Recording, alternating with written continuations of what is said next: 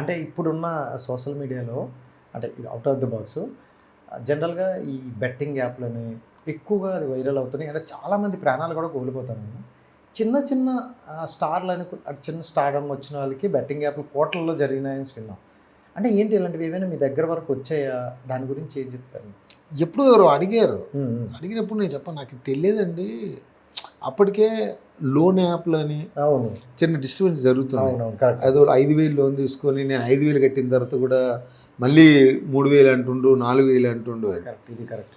అప్పటికి అదే బాగా ఇబ్బందులు పడుతారు. వాళ్ళు ఏదో హ్మ్. 10,000 తీసుకున్నోళ్ళు, 5,000 తీసుకున్నోళ్ళు వాళ్ళ దీనికే ఇబ్బంది పడుతున్న టైంలో నన్ను ఎక్కడో ఎవరో నాకు ఐడియా కూడా రావట్లేదు. వాళ్ళు అడిగినప్పుడు దీని గురించి నాకు అర్థం కావట్లేదండి. ఒక 2-3 డేస్ టైం తీసుకొని చెప్తాను నేనన్నా. హ్మ్. తర్వాత ఎవరిని అడిగితే ఎందుకులే అన్న అన్నారు. తర్వాత మళ్ళీ వాళ్ళు నాకు అసలు కాంటాక్ట్‌లోకి రాలేదు. సూపర్. సో, అంటే ఈ మధ్య కాలంలో ఇది బాగా వైరల్ అవుతుంది అనమాట. అవును. చాలామంది అంటే అప్పుడు తెలుసో తెలియకో ఎనీవే హ్మ్. బ్రదర్, ఒకటి ఎవరైనా ఆలోచించాల్సింది ఏంటంటే కష్టపడింది ఏది రాదు. యాహ్! ఊరికొచ్చింది ఏది ఉండదు. సూపర్.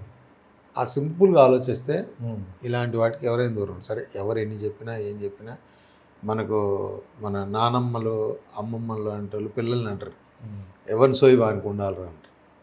ఆ! మనకు చిన్నప్పుడు అంటే అవును. మీకు కూడా బహుశా ఐడియా ఉంటుంది. హ్మ్. అది లేనప్పుడు ఏం చేయలేం. కరెక్ట్ అన్న. కరెక్ట్. అంటే ఇది ఎగ్జాక్ట్‌గా ఈ పాయింట్ అయితే కరెక్ట్. ఎవరిది వాళ్ళకి ఉండాలి. వాళ్ళకి తెలిస్తే అదే ఎవరంటారు, అమ్మ అనదు, నాన్నదు. నానమ్మ, అమ్మమ్మ లాంటి పెద్దవాళ్ళు తక్కువ నానేస్తారు. సూపర్. అండ్ అంటే ఇప్పుడు మీరు చూసుకుంటే అదే సిద్దిపేట ఎంత దగ్గరైనా ఇండస్ట్రీలోకి వచ్చేసిన తర్వాత ఏంటంటే మనకి షూట్లయినాయి అవైనాయి ఇక్కడే కొంచెం జరుగుతుంటాయి.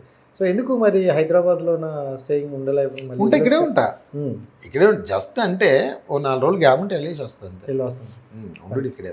పల్లెటూరు అంటే చాలా ఇష్టం కదండీ మీకు? అంటే ఎళ్ళి మన ఊర్లో మనం ఉన్నాం. పండగలు గట్రా బాగా చేసుకుంటారా? పండుగలు బాగానే చేస్తాం. హ్మ్. అంటే ఇప్పుడు 4 రోజులు ఫ్రీ ఉందంటే వెళ్ళేసి వస్తుంటా. ఎట్లేకపోతే ఇక్కడే ఉంటా. And come to the point cinema వరకు వస్తే అంటే ఏ సినిమాకైనా ఈ రోజుల్లో బ్యాక్గ్రౌండ్ మ్యూజిక్ అనేది హైలైట్.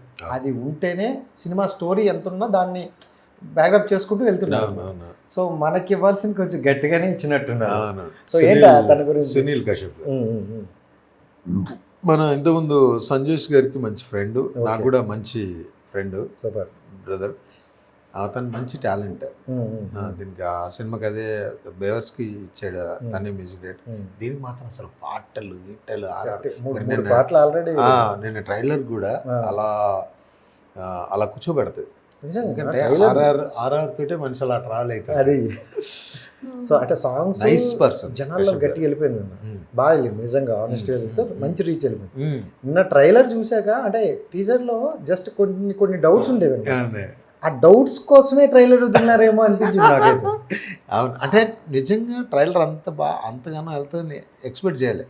నేను ఎక్స్పెక్ట్ చేసిన దానికంటే ఎక్కువ రీచ్ అయ్యింది. అవును, ఎందుకంటే అంటే ఇప్పుడు ఈ ట్రైలర్ నాకు ఎలా అనిపించింది అంటే కొన్ని రోజులు అంటే ఒక 5 years బ్యాక్ నువ్వు సినిమాలో ఏం చూపించాలనుకుంటున్నావు అనేదాన్ని ట్రైలర్గా వదిలేవాళ్ళు.